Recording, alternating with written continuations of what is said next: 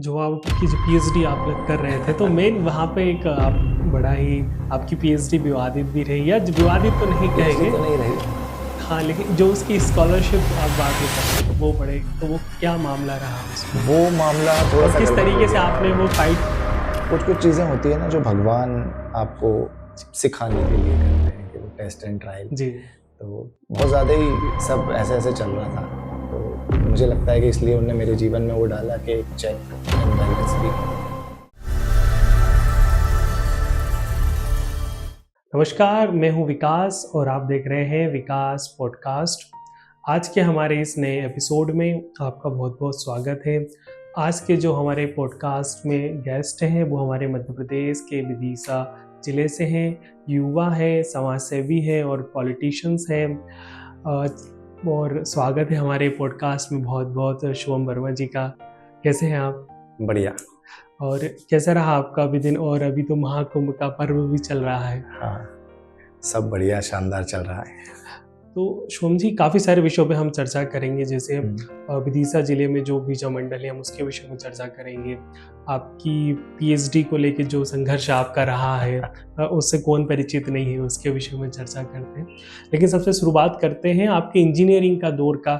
Engineering की पढ़ाई आपने कहाँ से की और उस समय की जर्नी क्या रही है? राजीव दीक्षित जी के साथ भी आपने काम किया है, डॉक्टर राजीव दीक्षित जी के साथ। तो वो समय कैसा रहा? और कई सारी पॉलिसी मेकिंग में भी आप रहे हैं, तो उन सब चीज़ों पे विस्तार से चर्चा करेंगे। तो सबसे पहला प्रश्न मेरा ये है कि आपने इंजीनियरिंग की पढ़ाई कहाँ से की? इंजीनियरिंग की पढ़ाई मैंने भोपाल से ही की थी। जी। बंसल से मैं पास आउट हुआ 2007 में, और फिर इंजीनियरिंग के करने के बाद, जैसे कि सभी लोग करते हैं जी, कैंपस जी। से, मैं पुणे चला गया। पुणे में जाकर विप्रो में मैं जॉब कर रहा था। बट बचपन से ही स्वामी विवेकानंद और सारे क्रांतिकारी इतिहास और ये सब पढ़ता रहता था। तो एक रुझान जो है वो समाज सेवा और आध्यात्म की तरफ था।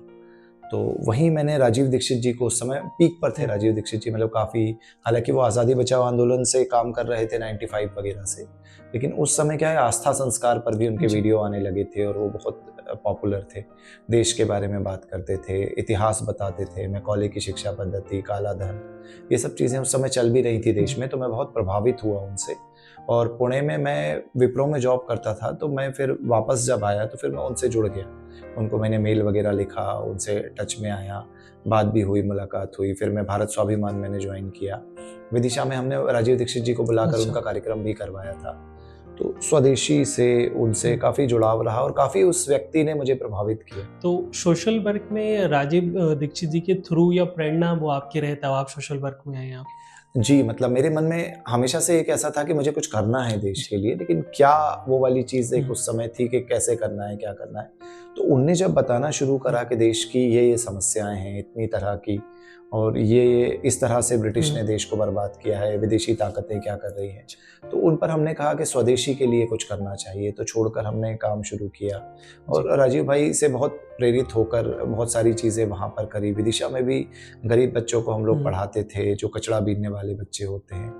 तो इस तरीके से काम शुरू किया, लेकिन अनफॉर्चुनेटली क्या हुआ कि राजीव भाई की 2010 में डेथ हो गई। तो जब उनकी डेथ हो गई, मृत्यु हो गई असामयिक, तो उस समय बहुत दुःख हुआ। लाखों लड़के, मतलब मेरे जैसे, मैं अकेला नहीं था, जॉब छोड़-छोड़ कर भारत स्वाभिमान से जुड़ गए थे। तो उस समय मुझे बहुत दुःख हुआ, क्योंकि मैं उनसे बहुत प्रभावित था। वो व्यक्ति एक ऐसा व्यक्ति था जो, मतलब आजकल है ना, कोई किसी चीज़ की बात कर रहा है लेकिन वो वैसा है नहीं। तो वो, मतलब वही 2 जोड़ी खादी के कुर्ते पहने हुए हैं, फटा कुर्ता सिलकर दोबारा पहन रहे हैं, और वो उस तरह की चीज़ों पर बात कर रहे हैं, समाज में काम भी कर रहे हैं, वैसा जीवन भी जी रहे हैं। तो उनकी डेथ के बाद हम लोगों ने डिसाइड किया कि हम लोग अपना खुद का एक संगठन बनाकर कुछ सोशल वर्क करेंगे। तो हमने स्वदेशी युवा स्वाभिमान नाम से 2011 में यहाँ पर वो बनाया, विदिशा के अंदर। तो राजीव जी की डेथ के बाद मैं कुछ दिन जाकर सेवाग्राम वर्धा में भी रहा। उनके छोटे भाई थे प्रदीप दीक्षित जी, उनके माता-पिता अभी जीवित हैं, उनके, वो भी वहीं थे। तो हम लोगों ने एक स्वदेशी मेला, जिसमें देश भर के स्वदेशी कलाकारों को बुलाकर किया ऑर्गेनाइज़। उसकी ऑर्गेनाइजिंग टीम में मैं रहा, काफ़ी कुछ महीने वहाँ रहा। वहाँ से फिर मैं, उनके साथी एक थे निरंजन वर्मा जी, जो कि तमिलनाडु में कट्टावाकम में थे, तो उनके साथ चला गया। तो वहाँ पर मैंने पंचगव्य चिकित्सा, नाड़ी विज्ञान उनसे सीखा, गौ चिकित्सा कैसे करते हैं और कैसे दवाइयाँ बनाते हैं आयुर्वेद की, सिद्धा की। बहुत सारी चीज़ें निरंजन वर्मा जी ने मुझे सिखाई।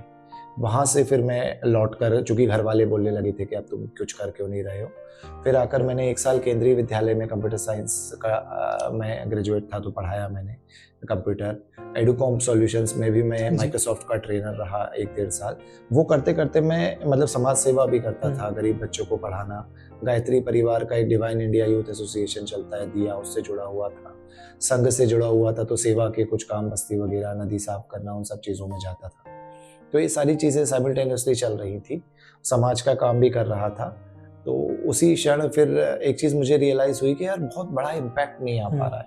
हम मतलब एक बस्ती में काम कर रहे हैं लेकिन बहुत ज़्यादा चेंज नहीं हो रहा है। तो फिर किसी ने कहा कि बड़े कॉलेज में जाकर सीखो कि सोशल वर्क वगैरह कैसे होता है। तो मैंने ऐसे ही मजाक में टाटा इंस्टीट्यूट का फॉर्म भर दिया। तो मैंने जब टिस का फॉर्म भरा तो मेरा हो गया, तो वहाँ पर जाकर मैंने post graduate diploma in community media किया।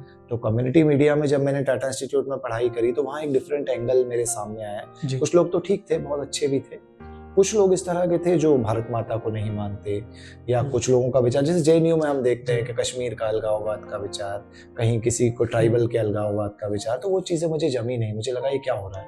पहली बार वामपंथ के एक उससे थोड़ा सा वो एंटी, और मैं गया था यहाँ से एक हिंदू विचार, राष्ट्रवादी विचार, संघ विचार से, वहाँ जाकर मुझे थोड़ा सा वैसा लगा कि यार ये क्या बातें कर रहे हैं ये लोग, भारत माता को गालियाँ दे रहे हैं। तो वो माइंड वॉश कैसे करते हैं वहाँ पर? हाँ, माइंड वॉश तो नहीं कहना चाहिए, उनका ब्रेन वैसा ही है। मतलब वो हम लोगों को वैसा बनाने की कोशिश करते हैं, तो जो नहीं बनते वो नहीं बनते।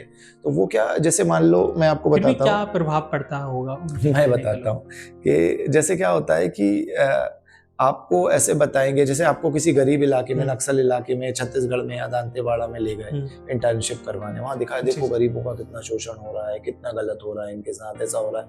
कोई भी आदमी जो मतलब मानव होगा उसको दुख होगा तो वो उनसे जुड़ जाए। अब 2 तरीके हैं देखो, एक है कि गरीब का भला नहीं हुआ तो उसका भला करने लगो, उसकी सेवा करने लगो।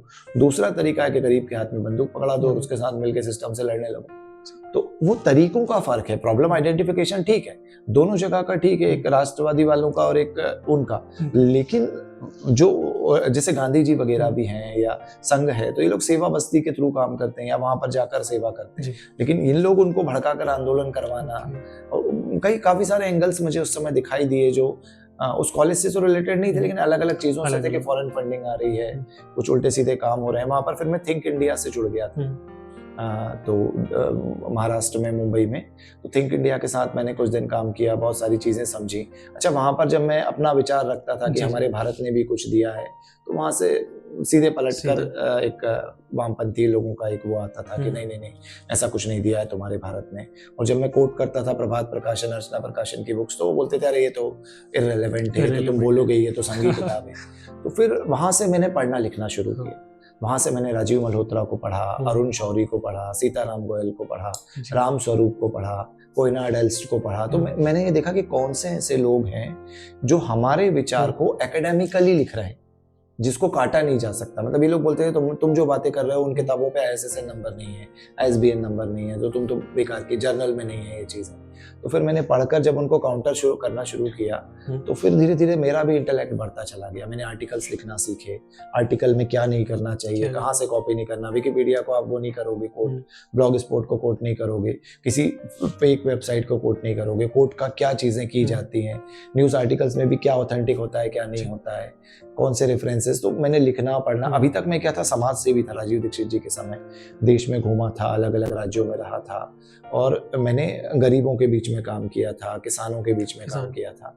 यहाँ पर एक नया एंगल मिला कि एकेडमिकली कैसी एक पूरी लड़ाई चलती है, और वो उसमें कैसे कुछ भी चीज़ स्थापित कर दी जाती है और पूरा देश फिर वो बुक्स में पढ़ता है। कि मतलब एक व्यक्ति ने एक बात बोली, उसने एक लेख लिख दिया, उस लेख को कोट करके किसी ने एक आर्टिकल लिख दिया, उस आर्टिकल को कोट करके एक आदमी ने किताब लिख दी, अब वो किताब कोट करके फिर से लेख लिखा जा रहा है। तो ऐसे पूरा एक सर्कल चलता है और वो स्थापित कर देते हैं किसी भी झूठ को सच में। तो मैंने अपने विचार से भी लेख लिखना शुरू करे, और फॉर्चुनेटली क्या हुआ कि मोदी सरकार आ गई 2014 में, तो फिर उसके बाद मैंने कई सारी चीज़ें भेजी कि ये चेंजेस होने चाहिए। तो उस समय विनय सहस्रबुद्धे जी वगैरह के भी मैं टच में आया, मैंने उनको भेजे भी मेल वगैरह। और अपार्ट फ्रॉम दैट मैंने दिल्ली जाकर विजन इंडिया फाउंडेशन का पॉलिसी बूट कैंप भी किया, उन लोगों से भी जुड़ा, वहाँ पर कुछ जॉब्स वगैरह भी की, और अपने मतलब राष्ट्रवादी विचार के काफ़ी सारे लोगों, राइटर्स वगैरह के साथ मैं जुड़ गया। ईमेल ग्रुप था, उससे मैं जुड़ गया। तो वहाँ जाने के बाद फिर मैंने थिंक टैंक में अप्लाई किया। उन लोगों ने भी मुझको बुलाया, उनने कुछ काम दिए, तो मैंने वहाँ पर फिर वो काम किया। दीनदयाल उपाध्याय जी वगैरह को मैं पढ़ता रहता था, चिट्ठी और जितनी भी चीज़ें हैं मुझे शुरू से वो अट्रैक्ट करती थी। तो वहाँ पर अभी भी कुछ ऐसा नहीं था कि पॉलिटिक्स में, मेरे को ये था कि यार मैं जो विदिशा में कर रहा था सोशल वर्क, गरीब बच्चों को पढ़ा रहा था, या गायत्री परिवार के साथ नुक्कड़ नाटक कर रहा था, या कहीं पर कुछ लेख लिख रहा था, इससे बहुत ज़्यादा इम्पैक्ट नहीं हो रहा था। तो मुझे लगा कि मुझे समाज में कुछ बदलाव करना है तो पॉलिसी मेकिंग में जाना पड़ेगा, क्योंकि एक नीति हज़ारों लोगों का जीवन बदल देती है। तो थिंक टैंक में जब मैंने public policy research centre join किया एज ए रिसर्च फेलो, वहाँ पर फिर मैंने स्वच्छ भारत मिशन पर महाराष्ट्र, उड़ीसा और झारखंड, इन सब स्टेट्स में काम किया। फिर इंटरनल सिक्योरिटी का एक प्रोजेक्ट था जिसमें मैंने काम किया पाकिस्तान बॉर्डर पर, राजस्थान के 4 डिस्ट्रिक्ट्स में, जैसलमेर, बाड़मेर, बीकानेर, श्रीगंगानगर। किसी कौन सी पॉलिसीज रही जो अभी पॉपुलर रही जिन पे आपने काम किया? स्वच्छ भारत मिशन का ओपन डेफिकेशन फ्री विलेजेस था जिस पर हमने किया। एक सीएए का बिल आपने सुना होगा, इस पर काफी वो हुआ था। तो हम लोगों ने जब पाकिस्तान बॉर्डर पर काम किया तो उस समय हम पाकिस्तानी हिंदुओं से मिले थे जो वहां से यहाँ आ गए थे, लेकिन उनको नागरिकता नहीं मिली। तो वो बेचारे बहुत सालों से यहाँ थे और उनको मतलब यहाँ के कांग्रेस गवर्नमेंट जब थी तो यहाँ कुछ अधिकार नहीं मिलते थे। तो अब दिक्कत ये थी कि वो बेचारा पाकिस्तान जाएगा तो उसको पाकिस्तानी बोलते थे कि तुम भारत के एजेंट हो और गोली मार देंगे, और यहाँ पर वो व्यक्ति को अधिकार नहीं मिल रहे हैं कि पाकिस्तान से आए हुए सताए हुए हिंदुओं को नागरिकता मिलनी चाहिए। तो सीए बिल पर भी थोड़ा बहुत काम था, कुछ मीडिया पॉलिसी पर भी मैंने काम किया था। बाकी कुछ पॉलिसीज को हम लोगों ने स्टडी कर कर उसका कैसे सुधारा जा सकता है। मुद्रा पर कुछ एक ड्राफ्ट दिया था, ऐसे एक और मनरेगा पर कुछ एक ड्राफ्ट दिया था। बाकी उस समय ही मैंने आर्टिकल्स भी लिखने शुरू किए थे दिल्ली में, तो 200-250 लगभग आर्टिकल इंडिया फैक्ट्स के लिए लिखता था, भारत नीति के लिए, ऑर्गेनाइजर, पांचजन्य, दैनिक जागरण, नव दुनिया। तो वैसे मैंने लेख वगैरह भी लिखे। तो ये सारा कुछ मैंने 15 से 18 के बीच में 3 साल लगभग दिल्ली में किया। फिर उसके बाद मुझे थिंक टैंक में भी ये रियलाइज होने लगा कि यार यहाँ भी एक तरीके का ना, इससे आगे आप नहीं कुछ कर सकते। पॉलिसीज भी जो हैं वो पॉलिटिशियंस जो हैं वो ज्यादा इम्पैक्ट, वहाँ भी कहीं ना कहीं पाबंदियां हैं, हाँ पाबंदियां हैं कि आप खुले विचारों से आप वहाँ काम नहीं कर पाते। मतलब कर भी पाते हो तो एक लिमिट से ज्यादा आप नीति नहीं बना रहे हो, आप सजेस्ट कर रहे हो। बना कौन रहा है वो वहाँ पर कोई पॉलिटिशियन या वो। तो फिर मैंने कहा कि इस चीज को भी समझना चाहिए, क्योंकि मूल विचार में राजनीति में आना नहीं था।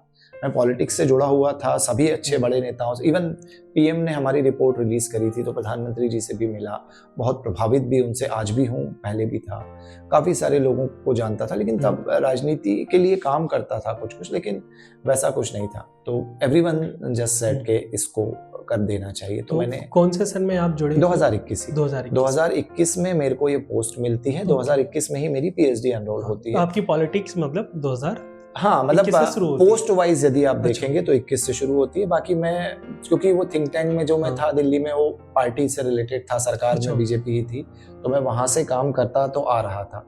संघ से मेरा परिचय 2007-8 से था, जब चेतन जी हमारे विभाग प्रचारक थे। तो वो सारा थिंक इंडिया से मैं मुंबई में टिस में जुड़ गया था। लेकिन पार्टी की जो ऑफिशियल बड़ी पोस्ट थी वो पहली बार 21 में ऐसी। तो आप सबसे ज्यादा प्रभावित, अगर संघ, आपने बताया आप संघ से भी जुड़े रहे, तो प्रचारक से बहुत प्रभावित होते हैं। आपके जीवन में कौन से ऐसे प्रचारक रहे जिनसे आप बहुत ज्यादा प्रभावित रहे? कई सारे रहते हैं ऐसे, मतलब नाम लेना उचित नहीं है, वो लोग भी नहीं चाहेंगे कि ओपनली मैं नाम लूं। लेकिन पुरानों की यदि मैं बात करूं जिनकी डेथ हो गई है, तो गुरु गोलवलकर जी जैसे लोगों से मैं बहुत प्रभावित हूँ। इवन मैंने, जब मैं राजनीति में आया ना, तो मैंने राम मनोहर लोहिया भी पढ़ा है, मैंने गांधी भी, हिंद स्वराज, ग्राम स्वराज पढ़ा है, मैंने जयप्रकाश नारायण पढ़ा है, मैंने फिर हमारे दीनदयाल उपाध्याय जी, श्यामा प्रसाद मुखर्जी जी, गुरु गोलवलकर जी।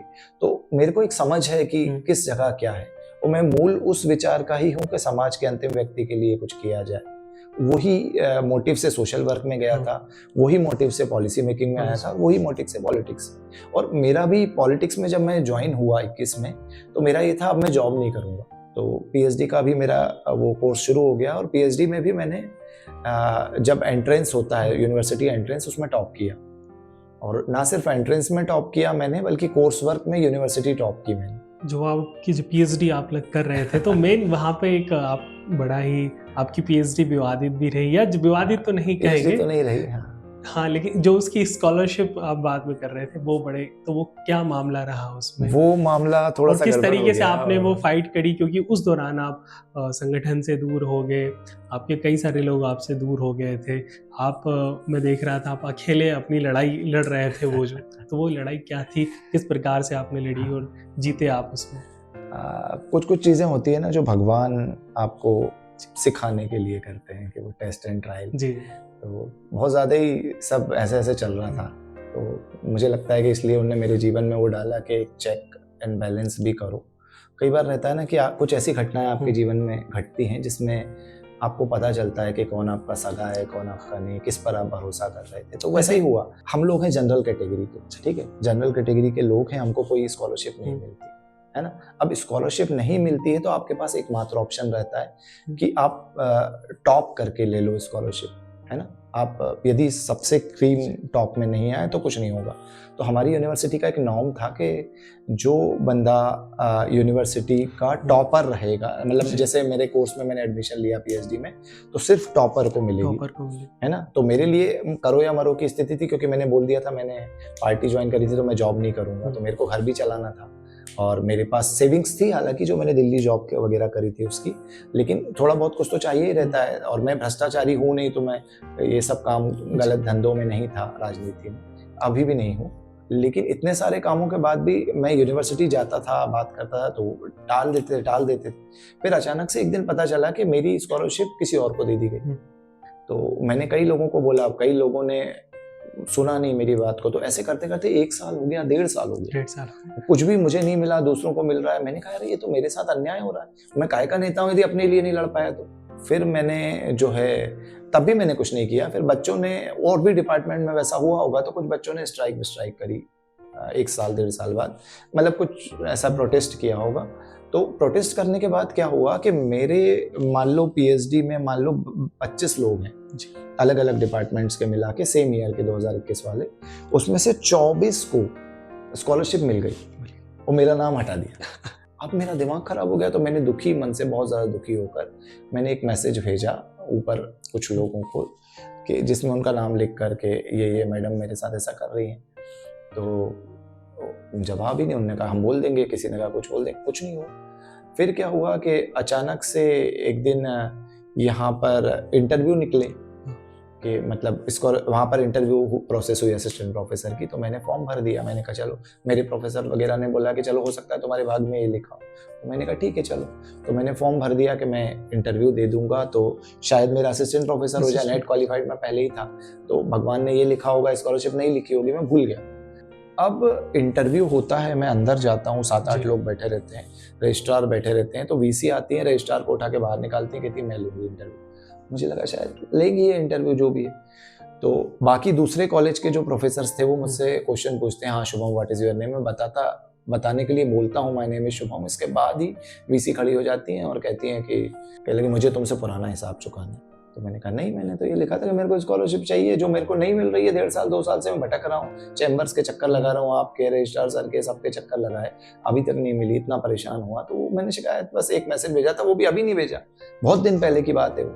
अब उस समय मेरा दिमाग खराब हो गया। मैंने कहा मेरी क्या गलती है, कोई और व्यक्ति होता तो आत्महत्या कर लेता। यार ये क्या है कि जिंदगी भर अपन ईमानदारी से जिए, हमने टॉप भी किया, सब किया, हम साला ट्रांसफर और ये सब दलाली माइनिंग कुछ ऐसी चीज़ नहीं कर रहे, हम कोई गलत काम नहीं कर रहे, संगठन के लिए 24-24 घंटे काम कर रहे हैं, उसके बाद हम पढ़ाई भी कर रहे हैं टॉप। ऐसा भी नहीं कि कोई फ़ोन लगवा के मैं करवा रहा हूँ कि मेरे को दिलवा दो, मैंने कोई फ़ोन नहीं लगवाया। और यही मेरी गलती थी कि मैंने फ़ोन नहीं लगवाया, किसी ने और ने फ़ोन लगवा के ले ली थी। अच्छा। बहुत सारे लोगों ने कहा कोई बात नहीं, ये तो होता है, अपमान पीना सीखो, मतलब अपना स्वार्थ देख लूं और ये सब ना करूं। अच्छा, ये जब लड़ाई मेरे साथ किया तो बाद में मुझे पता चला कि बहुत सारा भ्रष्टाचार भी वो कर रही थी, बहुत सारी चीज़ों का पैसा भी वो सब भी था, बहुत से मामले पेपर में पहले भी छप चुके थे, बहुत लोग उनसे लड़े भी थे। तो मैंने कहा यार मैं भी यदि इसी तरह से रह गया तो मतलब एक आदमी राजनीति क्यों कर रहा है, वो गलत से लड़ने, सही सुधारने, सिस्टम सुधारने, और हम वो सिस्टम ही नहीं कर पाए तो फिर क्या रहेगा। लेकिन फिर मैंने धीरे धीरे उनके सबूत जो है वो डालने शुरू करे। कई पत्रकारों ने भी फिर मुझे भेज के सबूत दिए, कई लोगों ने मुझे। अच्छा, उस समय एक चीज़ मुझे रियलाइज़ हुई मेरे दोस्त सारे खड़े, मतलब सोशल मीडिया पर, ट्विटर पर कोई मेरे लिए ट्रेंड करा रहा है, किसी ने झाबुआ से लेकर बालाघाट तक पेपरों में छपवा दिया, किसी ने मीडिया में कवरेज दे दिया, कोई दोस्त मेरे साथ आंदोलन में खड़े हो गए। मैं एक फेसबुक पोस्ट लिखता था और 100 लड़के मेरे साथ आके खड़े हो जाते थे, लेकिन कुछ लोगों के कान भर दिए। तो उससे एक्चुअली उस लड़ाई में फायदा हुआ तो ये हुआ कि मुझे जो हनुमान जी का था ना कि वो सोई हुई ताकत जामवन जी ने जगा दी थी, तो उस आंदोलन से मुझे समझ में आया यार नहीं, पढ़ाई लिखाई में नहीं, मेरे फील्ड में भी अच्छी है, पूरे प्रदेश भर में मेरे सपोर्ट में देश भर में लोग हैं। लेकिन मैं ना 10 साल बाद राजनीति में कुछ बने नहीं बने लेकिन ये नहीं सोचूंगा पलट के कि यार मेरे साथ गलत हुआ था और मैंने लड़ा, मैं लड़ा, मैंने हटाया। हमारे मध्य प्रदेश से तो हमने हटा दिया, तुम अमेरिका का राष्ट्रपति बना, लेकिन फिर भी बहुत लोगों का साथ है, संगठन में भी, पार्टी में भी और दोस्तों में। सबसे बड़ी बात, उसके कारण मैं सरवाइव कर पाया। हाल ही में जो हजारों साल पुराना मंदिर है वीजा मंडल, उससे कैसे जुड़ना हुआ आपका, और क्या कहानी रही? मंदिर कहाँ, कब बना, कैसे बना और कैसे उसके ऊपर आक्रमण हुए, थोड़ा उसके विषय। वो यार एक दिल से जुड़ा हुआ मुद्दा है। मेरे दादाजी, बहुत कम लोगों को ये पता है कि मतलब मेरे दादाजी तो खैर समाज सेवा थे, जो उनके छोटे भाई थे, छोटे दादाजी जो मेरे थे, वो निरंजन वर्मा जी विदिशा से थे, वो सांसद थे। वो हिंदू महासभा में भी रहे और जनसंघ में भी रहे 1965 के समय में। उस समय के प्योर ईमानदार पॉलिटिशियन थे, प्योर स्ट्रॉन्ग हिंदू, आर्य समाजी और वो सब। तो उस समय इन लोगों ने ना बीजा मंडल की लड़ाई लड़ी थी 51 में। तो मतलब ये जो लड़ाई है ना, हिंदू महासभा जो योगी आदित्यनाथ जी के गुरु महंत अवैधनाथ जी उस समय थे, और ये दादाजी वगैरह ये सारे लोग इससे जुड़े हुए थे। तो उस समय जो मंदिरों की डिमांड हुई थी कि जो हिंदू लोग मांग रहे थे, उसमें काशी, मथुरा, अयोध्या, सोमनाथ और बीजा मंडल भी था। मतलब बीजा मंडल वैसा मंदिर है जिसको सीताराम गोयल ने अपनी बुक में मेंशन किया है। काफ़ी लोगों ने, मीनाक्षी जी ने भी, जो अभी पद्मश्री हैं, उनने भी अपनी, मीनाक्षी जैन जी ने भी लिखा है, काफ़ी लोगों ने, ब्रिटिश ने, मुगलों ने लिखा है। तो वो मंदिर की लड़ाई तब से चल रही थी और मेरे परिवार की लोग उसमें शामिल थे। परिवार, दादाजी वगैरह ने काफ़ी साल आंदोलन किए, गिरफ्तारी भी दी। मतलब क्या होता था कि वो मंदिर मस्जिद विवाद जैसा मामला था, तो ईद से पहले उनको गिरफ्तार कर लेते थे 7-7 दिन। हाँ, कई बार बहुत जत्थे के जत्थे एक साथ गिरफ्तार कर लिए जाते थे। तो फिर पापा वगैरह भी हमको बचपन से उस मंदिर में लेकर गए, इतिहास बताते थे। ताऊ जी मेरे उस आंदोलन से जुड़े रहे। और ये जो मंदिर था, ये क्योंकि साउथ इंडियंस ने बनाया, चालुक्य और ये सारे लोग आए, राष्ट्रकूट, तो उन लोगों के यहाँ क्या है कि सूर्य पूजा की पद्धति थी, तो सूर्य को भिल्ल स्वामिन बोलते हैं। तो सोचो कितना प्रोमिनेंट मंदिर रहा होगा कि भिल्ल स्वामिन के नाम पर विदिशा का नाम भेलसा पड़ गया। जो रामायण के समय का विदिशा नाम था वो भेलसा पड़ गया था, वो काफी साल भेलसा रहा। तो इतना बड़ा मंदिर 300 साल तक ये बिल्ट होता रहा। 11वीं शताब्दी में परमारों ने वापस इसे रीबिल्ड करके बनाया और विशाल कर दिया। फिर इल्तुतमिश का सबसे पहला अटैक हुआ, इल्तुतमिश ने इस मंदिर को खंडित किया, लूटा। अच्छा आप देखो, जो भी इस्लामिक इन्वेडर आ रहे हैं मध्य प्रदेश में, वो विदिशा फिर उज्जैन, विदिशा उज्जैन, मतलब ये बताता है कि ये दो कितने प्रोमिनेंट शहर थे, कितने बड़े धार्मिक स्थल रहे हैं हमारे। तो वो व्यापार का भी प्रमुख केंद्र था। अशोक की पत्नी विदिशा से रही है, तो विदिशा में इल्तुतमिश अटैक होता है। फिर खिलजी का मलिक कफूर जो हिजड़ा था मंत्री, उसने अटैक कर यहाँ का मंदिर तोड़ा, फिर हिंदुओं ने बना दिया। तो ऐसे कई सारे इस्लामिक हमलावरों ने यहाँ हमले किए। 1600 के बाद में क्या हुआ, जब औरंगजेब आया तो औरंगजेब ने भी ये इतिहास देखा कि यहाँ पर ये काफिर लोग हैं, ये हिंदू वापस बना देते हैं। फिर भी हिंदुओं के मन में वो श्रद्धा थी, तो वो वहाँ भाजी रोटी ले जाकर पूजा करते थे। आज जिनको, मतलब आश्चर्य की बात है, जिनको लोग निम्न जाति का कहते हैं, उनने वो मंदिर को जीवित रखा। मतलब हमारे यहाँ पर जो कुशवाहा समाज है और बहुत सारे भोई समाज है, इन लोगों ने जाकर वहाँ पूजा लगातार वो करते रहे, आज भी करते हैं। तो बीजा मंडल उनने मांगा। अच्छा, इन लोगों मुस्लिम्स की मेमोरी में हमेशा से वो जगह थी, हमारे लोगों की में नहीं थी। हमारे लोग भूल गए थे आज़ादी, अंग्रेजों से लड़ाई, इन सब में कुछ पूजा होती रहती थी। उन लोगों ने एक दिन के लिए वो जगह मांग ली। तो ईदगाह क्या जगह होती है जहाँ सिर्फ ईद पे नमाज होती है साल में एक दिन, तो उन लोगों ने उस साल वहाँ नमाज पढ़ ली। तो अब उस साल पढ़ ली तो वो अगली साल बोलने लगे कि हमको एक दिन के लिए हर साल के लिए दी थी। तो आज़ादी के बाद निरंजन वर्मा जी भी जब सांसद बने तो कांग्रेस सरकार थी, तो वो इससे बने, लेकिन क्या बोलते हैं, जब मध्य भारत था जनसंघ से, उनने इस मुद्दे को संसद में भी उठाया, किताबें भी लिखी, लेख लिखे, कई जत्थे आते थे। इवन महंत अवैधनाथ जी, योगी जी के गुरु, उन लोगों ने भी इस मुद्दे को उठाया, काफ़ी सारे संगठनों ने उठाया और इसके लिए लड़ते रहते थे काफ़ी सारे लोग। हमारे विदिशा के कई परिवार जो हैं, अलग अलग मुखरिया जी हों तो वैसे कई सारे लोग, शास्त्री जी हों, उसके लिए लड़े। तो ये लड़ाई जो है उस मंदिर की चलती रही। फिर 1965 में क्या हुआ, 1965 के अंदर जो है एक समझौता हुआ, जिस समझौते के तहत मुस्लिम पक्ष जो है फिर वो उसको मना लिया गया, उसको बोला गया कि तुमको अलग जगह ईदगाह दे देंगे। तो मुस्लिम्स को अलग ईदगाह मिल गई है, विदिशा में ईदगाह चौराहा है, वहां पर वो ईद की नमाज पढ़ने लगे। तो मुस्लिम पक्ष ने यहाँ से अपना दावा छोड़ दिया उस समय, ठीक है। अब आर्कियोलॉजिकल कांग्रेस की गवर्नमेंट थी, अब कांग्रेस की गवर्नमेंट भी इतनी चतुर, ये साला हिंदुओं को नहीं दे। अब देखो काशी, मथुरा, अयोध्या में क्या है कि मामला हिंदू मुस्लिम अभी तक है, यहाँ पर हिंदू मुस्लिम मामला खत्म हो गया, ठीक है। अभी पूरा हिंदू हिंदू मामला था, हिंदुओं को दे देना चाहिए था मंदिर, लेकिन क्या किया, आर्कियोलॉजिकल सर्वे ऑफ इंडिया ने अपने कब्जे में ले लिया। मुस्लिम्स को तो अलग जगह मिल गई, हिंदुओं को कुछ नहीं मिला, हिंदू ठगे गए विदिशा के। वो लड़ाई दादाजी वगैरह 91 तक लड़ते रहे। 91 में क्या हुआ, एक सुरेश जैन करके हमारे यहाँ कलेक्टर आए और उनका आर्कियोलॉजी वगैरह में इंटरेस्ट भी था। और उस समय क्या हुआ कि बाढ़ आई या जो भी आया, उस समय पानी ज्यादा गिरा, तो एक दीवार जो है इसकी ढह गई, ये जो टेम्पल स्ट्रक्चर था। जैसे ही ढही तो शंख निकल रहा है, चक्र निकल रहा है, गणेश जी की मूर्ति, शिव जी की मूर्ति। तो कलेक्टर ने अपने उससे खुदाई करवाई, वहां पर खुदाई करवाई तो भाई 100, 200, 300 मूर्ति हैं हिंदू भगवानों की, देवी देवताओं की, शिव जी, महा पार्वती, चर्चिका देवी, चंडिका देवी, और वो तो मतलब 64 योगिनी जैसे चीजें निकलने लगी। तो यार ये तो बहुत सूर्य का विशाल मंदिर, और वो पूरा स्ट्रक्चर कोणार्क जैसा, मतलब लोटस स्ट्रक्चर, मतलब वो कोणी।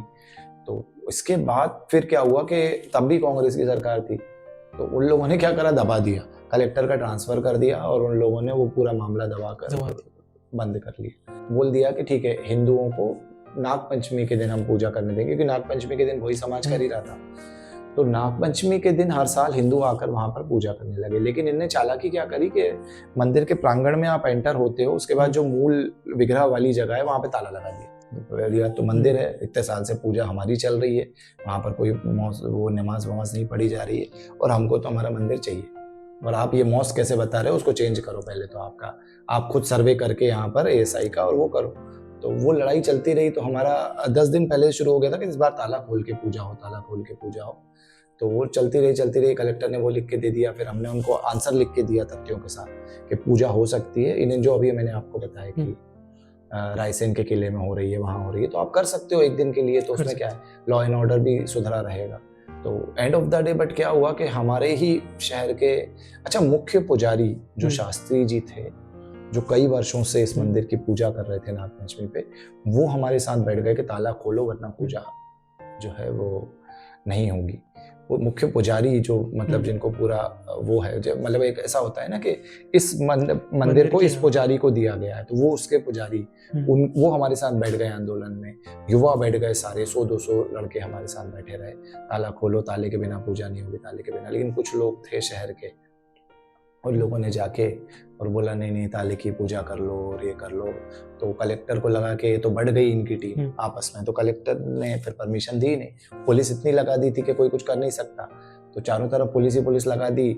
हम सबके चारों तरफ वो डंडे लेकर पुलिस वाले और ये सब खड़े हैं, वो लेके बंदूक लेके सब लेके। अब कुछ लोगों ने जाके ताले की पूजा कर दी, तो उससे ना नेशनल इशू बन गया, मतलब राष्ट्रीय मीडिया में चला। उस दिन 6 घंटे लगातार जी न्यूज़ ने कवर किया 3 दिन तक। तो वो ना एक जो जागरूकता आती है जनता में कि आपके शहर में 1600 साल पुराना एक सूर्य मंदिर है जिससे काल गणना होती थी। एक बावड़ी है जो 2000 साल पुरानी है, उससे भी उसी के अंदर, उसके अंदर हजारों ऐसी मूर्तियां हैं जो आर्कियोलॉजिकल रूप से बहुत इंपॉर्टेंट है।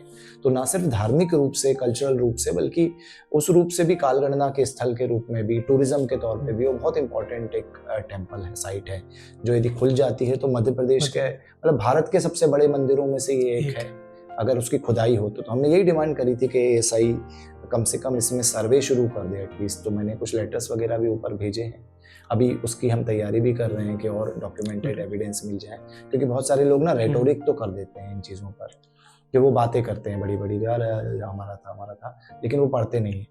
तो जब हमने स्टडी करना शुरू करा तो डीपली हमको ये रियलाइज़ हुआ कि कोर्ट में क्या एविडेंसेस लगेंगे, सरकार को क्या देना पड़ेगा।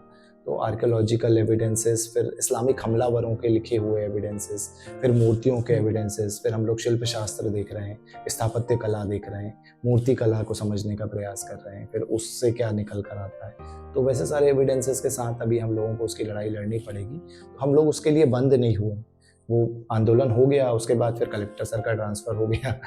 तो अब हमें नहीं पता कि कलेक्टर स्पीकर ट्रांसफ़र क्यों हुआ। मीडिया बोलने लगी कि इनके आंदोलन के कारण हुआ। हमने कहा नहीं, ऐसा नहीं है। कलेक्टर ने तो वो दिया था जो एएसआई ने जवाब दिया था, बट वो आंदोलन अभी भी जारी है।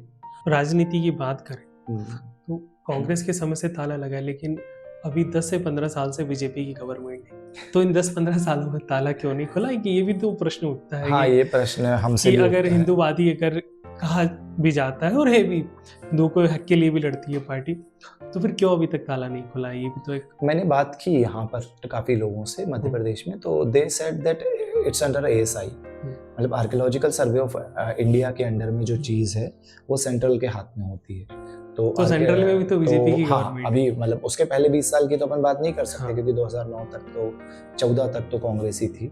लेकिन 14 के बाद जब हमारे, हाँ, एक चीज़ और भी है इसमें, पता है कि यार सेंटर में भी जो बैठे हैं कल्चरल मिनिस्ट्री में या एएसआई में, उन लोगों को पता कैसे चलेगा कि किसी इंटीरियर जगह पर ऐसा मंदिर है? हाँ, ये जब तक कोई बताएगा ही नहीं। बताइए। तो उनको अब ये जो हमने किया है इस बार, इसके बाद उनके ध्यान में ये चीज़ आई कि ऐसी कोई चीज़ है। तो अभी हम लोग भी पत्राचार के माध्यम से उनसे कहने की कोशिश कर रहे हैं। इवन अभी सुप्रीम कोर्ट का एक ऑर्डर आया है संभल केस में, मेरे ख्याल से विष्णु शंकर जैन जी का कुछ केस चल रहा था, तो उसमें सुप्रीम कोर्ट ने सरकार से जवाब मांगा है। सुप्रीम कोर्ट ने सारे कोर्ट पर रोक लगा दी है कि एक तो वो प्लेसेस ऑफ वर्शिप एक्ट की नौटंकी चल रही थी 91 से, जो कांग्रेस ने कर दिया था कि जो जैसा है वैसे ही रहेगा, तो वो एक अलग नौटंकी थी जो हमारे ऊपर लागू नहीं होगी, बट बाकी मंदिरों पर है वो। तो वैसी जगह को आप खोद ही नहीं रहे हो, मूर्तियां सड़ रही हैं, पानी में गिर रही हुई हैं, बर्बाद हो रही हैं। कांग्रेस का मैं समझ सकता हूँ, इरफान हबीब बैठे या ये इनके जो चालाक लोग जो शुरू से बैठे हुए थे, नूरुल हसन टाइप के लोग, इनने तो जानबूझ के ये किया कि मतलब इतिहास में लिख दिया कि हर कुछ उनके बोर्ड जो एएसआई के आप पढ़ो, 2 कौड़ी क्या रद्दी, मतलब उसका इतिहास है जो कुछ इतिहास लिखते ही नहीं है उसमें, क्योंकि वो चाहते ही नहीं है यहाँ कोई विजिट करे। वो चाहते हैं कि सारे पत्थर बर्बाद हो जाए, ये इतिहास मिट जाए। तो उनने जो किया वो तो करेंगे, उनका विचार वो है वामपंथियों का। लेकिन आप मतलब अब तो होना चाहिए ये, this is what we also want. तो हम भी वो लड़ाई लड़ रहे थे, तो मूल लड़ाई एएसआई से ही है कि इट्स एएसआई वर्सेस हिंदूज। तो हम आर्कियोलॉजिकल सर्वे ऑफ इंडिया से बोल रहे हैं कि ये हमारा मंदिर है, हमको ये वापस चाहिए, और हमारे पास सारे सबूत हैं, रिटन एविडेंसेस में भी हैं, आर्कियोलॉजिकल एविडेंसेस में भी हैं। आप यदि खुदाई करोगे तो भी हमारा निकल रहा है। और सबसे बड़ी चीज क्या है कि मुस्लिम पक्ष भी कोई बहुत ज्यादा, हालांकि ओवैसी बीच में कूद गया था। हाँ। ओवैसी ने, हमारा जब ये आंदोलन चला तो ओवैसी ने ट्वीट करके बोला कि ये हिंदू, हम मुसलमानों की मस्जिद है और इस पर हिंदू कब्जा करना चाहते थे, इसलिए कलेक्टर को हटा दिया। तो फिर हम लोगों ने उसको जवाब भी दिया, मैंने ट्वीट में भी जवाब दिए थे, मीडिया में भी प्रेस कॉन्फ्रेंस करके जवाब दिए थे, फिर उसका कोई जवाब नहीं आया। हमने कहा आके साबित कर दो तो हम मान लेंगे, आ जाओ। तो ओवैसी फिर कोई जवाब नहीं दिए, लेकिन बीच में हिंदू मुस्लिम करने जरूर कूद गया था। विदिशा के लोगों में बहुत सारे मुस्लिम्स का जो पक्ष था कि वो हमें उससे लेना देना नहीं है, वो तो हिंदुओं का है। कुछ लोग कट्टरपंथी हैं जो ओवैसी से प्रभावित हैं, वो जरूर बोल रहे हैं उनका है, बट उन पे भी कोई सबूत नहीं है कि उनका है। तो हम पे सबूत है कि हमारा है। लेकिन एएसआई सुने जब है, तो अभी एएसआई से ही हमारा जो है वो चल रहा है कि आर्कियोलॉजिकल सर्वे ऑफ इंडिया इसको दे। अभी सरकार का जवाब भी हम देखना चाहते हैं कि जो सुप्रीम कोर्ट का संभल वाला वो आया है, तो उसमें तो मैं कुछ कह नहीं सकता। लेकिन मुझे ऐसा लगता है कि पहले इसलिए नहीं हो पाया इन 10 सालों में, जो आप बोल रहे हो कि भाजपा की गवर्नमेंट थी, कि उनको पता नहीं था, पता इन्फॉर्म नहीं था उनको, किसी ने इतना बताया ही नहीं होगा इतनी डिटेल में कि इतना बड़ा मंदिर है। उनको लगा कि कोई नॉर्मल है, जबरन कोई लोग कुछ कर, ओके, इतना बड़ा कुछ आंदोलन जैसा किसी ने किया भी नहीं, तो ज्ञापन देकर आ जाते थे पर्सनल मिलके। तो हमने जो किया अभी, तो इंटेंशनली हमने उसके मतलब जो हमने पहला ज्ञापन दिया ना, उसी में उसका पूरा इतिहास लिख दिया तथ्यों के साथ, तो वो कई अखबारों में छप गया। दूसरे ज्ञापन में हमने ये लिख दिया कि कैसे ये आज़ाद हो सकता है, जैसे मैंने बताया कि मार्तन टेम्पल में हुआ, नॉन लिविंग टेम्पल क्या होता है, फिर 1991 का वर्शिप एक्ट क्या है, उससे क्या हो सकता है। तो वो सारी चीज़ें जो टेक्निकल डिटेल्स हैं वो हमने अब खोली।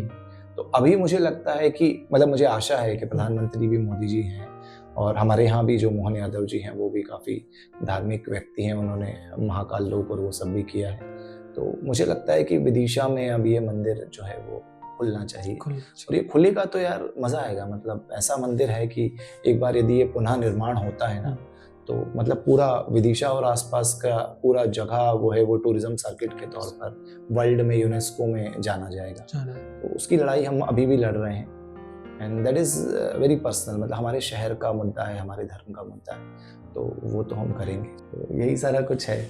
शुभम जी, हमने हज़ारों साल पुराने आपसे चर्चा की वीज़ा मंडल जिसका संघर्ष चला जा रहा है, और आज तो मुस्लिमों का भी उस पर कब्जा नहीं है, और हमारा तो बोलते आर्कियोलॉजी सर्वे से आपकी फ़ाइट चल रही है, और आपने इतना बड़ा आंदोलन भी किया नाग पंचमी के दिन। तो आगे देखते हैं इसमें क्या होता है, आपकी जंग, है ना। और इसी तरह हमसे बात करने के लिए आपका बहुत बहुत धन्यवाद। शुभम जी से हमने कई सारे विषयों पे चर्चा की। वो पॉलिसी मेकिंग भी करते हैं, सोशल वर्कर भी है। वो सबसे बड़ी बात है कि राजीव दीक्षित जी के साथ भी आपने काम किया है। चलिए शुभम जी, बहुत कुछ जाना हमने आपकी जर्नी के विषय में जाना कि आपने कितना संघर्ष पीएचडी के दौरान आपने किया, आपकी डिग्री के लिए किया, अपने अधिकारों के लिए आप लड़े, और आपकी जर्नी के विषय में भी जाना कि किस तरीके से आप सोशल वर्क में आए, इंजीनियरिंग से सोशल वर्क में आए, फिर हाल ही में इस तरीके से आपने विजय मंडल का जो मंदिर है उसकी लड़ाई लड़ी। तो बहुत बहुत धन्यवाद आपका विकास पॉडकास्ट में बात करने के लिए। बहुत बहुत धन्यवाद आपका। तो अब मिलते हैं हम किसी अगले एपिसोड में शुभम वर्मा जी से, नए किसी कहानी के साथ विजय मंडल का। जब तक आई होप हम अगले एपिसोड में बैठें तो उसका ताला खुल जाए, फिर उसकी आर्किटेक्चर के विषय में बात करें, उसकी कलाकृतियों के विषय में बात करें। सूर्यदेव का कहा जाता है, उस पर क्या कहा जाता है? सूर्य मंदिर कहा जाता है, उसके ऊपर हम बात करेंगे पूरा। जब तक के लिए बहुत बहुत धन्यवाद आपका।